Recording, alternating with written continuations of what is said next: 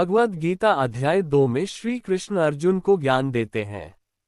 अर्जुन अपने सगे संबंधियों को विपरीत सेना में देखकर युद्ध करने से मना कर देता है और हत्या के पाप की निंदा करता है। ये सुनकर और अर्जुन को रोता हुआ देखकर भगवान काल श्री कृष्ण के शरीर में प्रवेश करते हैं। यहाँ ये समझना जरूरी है कि अध्याय 2 से आगे भगवद गीता का ज्ञान काल नामक भगवान ने दिया है। उसका दूसरा नाम ब्रह्म है।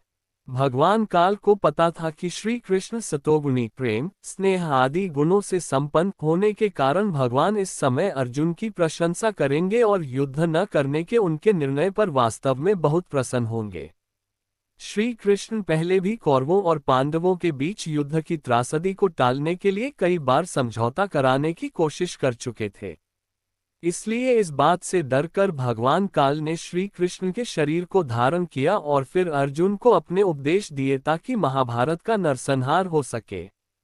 दुखी और रोते हुए अर्जुन को देखकर भगवान काल कहते हैं, तुम्हारा ये कायरतापूर्ण आचरण न तो तुम्हें स्वर्ग ले जाने वाला है, न ही यश दिलाने वाला है और न ही यह महापुरुषों का कार्य है। इसलिए हे अर्जुन, नपुंसक मत बनो, जड़ता त्याग दो और युद्ध के लिए तैयार हो जाओ।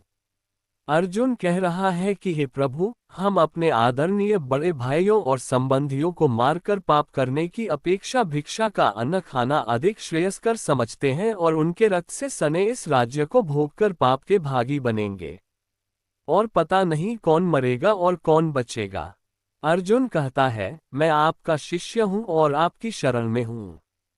मेरा मन काम करना बंद कर चुका है। मुझे जो भी मेरे हित में हो वह सलाह दीजिए। काल कहता है कि हे अर्जुन, विद्वान लोग मृत्यु की चिंता नहीं करते। ऐसा नहीं है कि तुम ये सभी सैनिक और मैं कभी नहीं थे या कभी नहीं होंगे।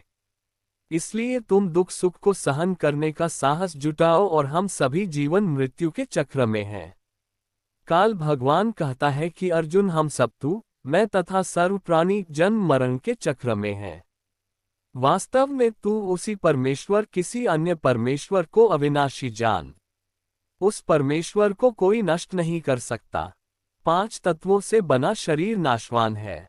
सनातन परमेश्वर अविनाशी और प्रमाणहीन कहा गया है, अर्थात सामान्य भक्त यह नहीं समझ सकता कि वह जीवात्मा के साथ सदा रहने वाला कहा गया है।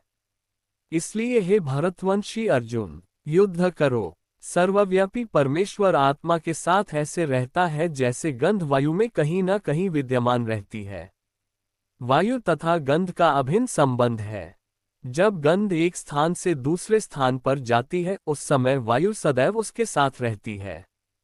इसी प्रकार वायु को परमेश्वर तथा गंध को आत्मा जानो तथा सुगंध को अच्छी आत्मा तथा दुर्गंध को बुरी आत्मा जानो।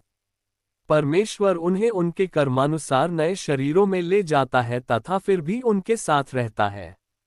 जैसे सूर्य सबके साथ प्रतीत होता है, दूर होने पर भी प्रत्येक प्राणी सूर्य के निराकार अदृश्य प्रभाव से प्रभावित होता है।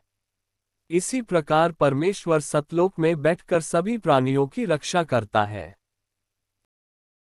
भगवद गीता अध्याय 2 का ये पहला भाग था। इसका दूसरा अंतिम भाग दूसरे वीडियो में प्रसारित हो रहा है। आशा है ये वीडियो और स्पीच आपके जीवन में अच्छे बदलाव के लिए काम आ सकता है।